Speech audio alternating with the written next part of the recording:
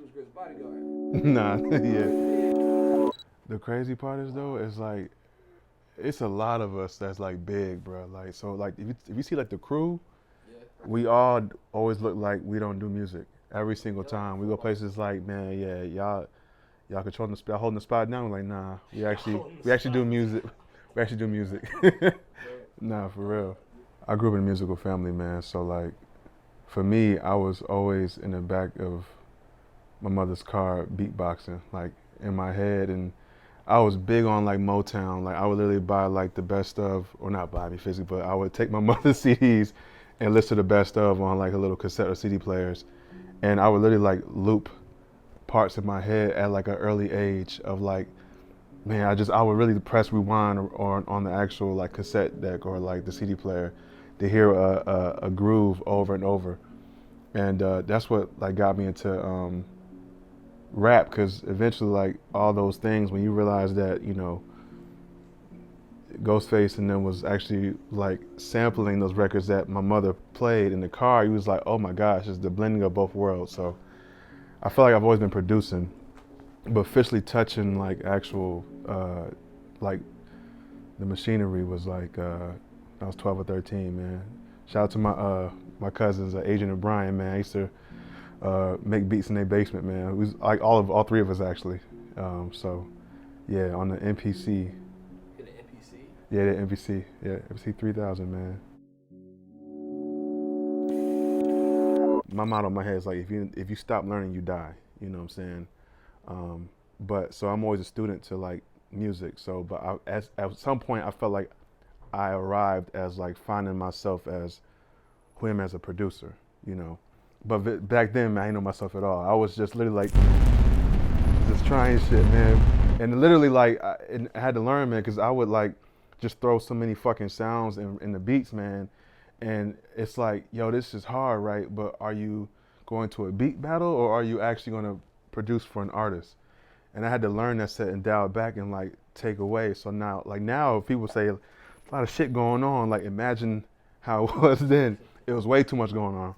But the first joint I had sent him was a Joni Mitchell produced record, and it was basically like 10 songs, all like Joni Mitchell samples throughout the records. We didn't connect until then, and then it took a couple of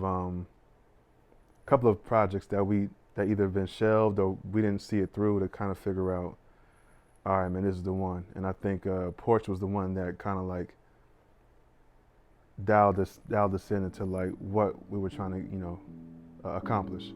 So yeah, so you probably never hear nothing between the Joni Mitchell and between that and Porch. You don't hear none of that shit.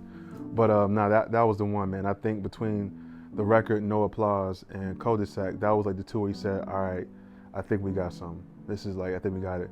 And the beauty of it, man, I feel like it's good that where we met where we did, because a lot of times you meet people at wrong times, man, try to like create something and it don't come into fruition. And I feel like literally it was just timing, and it's perfect timing.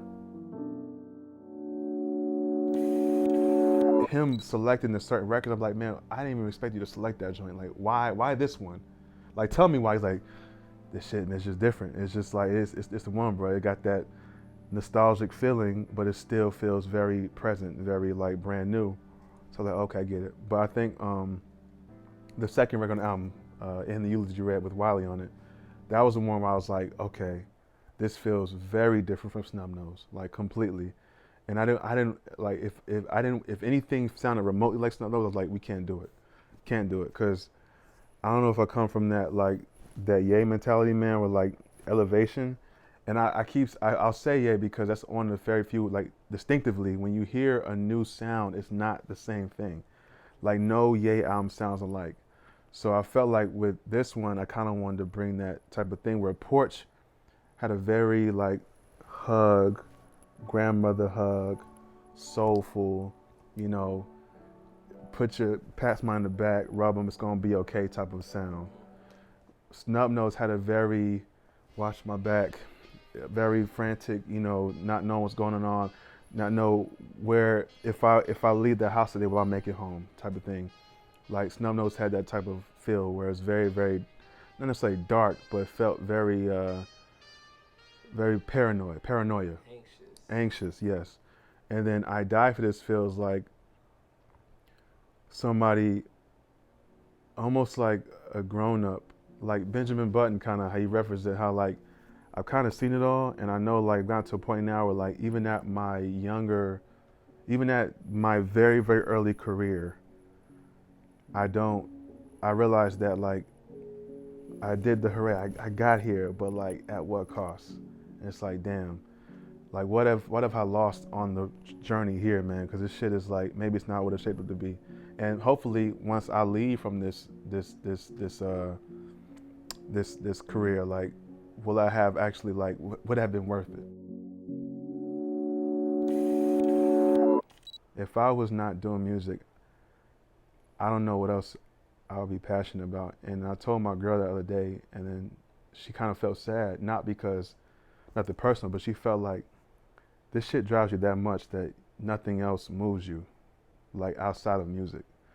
And like the little shit around this room moves me, but not to the extent of where like I feel like I don't have meaning. And it's scary because like I feel like my girlfriend gives me meaning, and life gives me meaning, and my family gives me meaning, and God gives me meaning. Like so many aspects gives me meaning, but like end of the day, it's like I don't have much else to give on a passionate level that made me feel like, man, like it's still worth being, like still worth doing, like fighting this life fight. You know what I'm saying? So I think for me, man, music is a big part of my life, man, and like I don't know what else I'd be doing. And that's why a lot of times people say like, yo, like, what if the shit don't work out? If it don't work out, I won't know, because I'll be dead. And that's how I feel about it. Like, I will literally be dead. If it don't work out, it would have died me not knowing because I'm going to keep trying this shit until it's done. You know what I'm saying? And that's the legacy that I'd rather leave, even if I don't have a legacy that exceeds beyond this album or beyond whatever the fuck I'm doing. You know what I'm saying? So like, this is my legacy, is going for the gusto until I can't anymore. You remind me of one of my favorite poets who said, I'm going to try this writing thing until I'm like 60, and then I'll give it 10 more years. Who is that?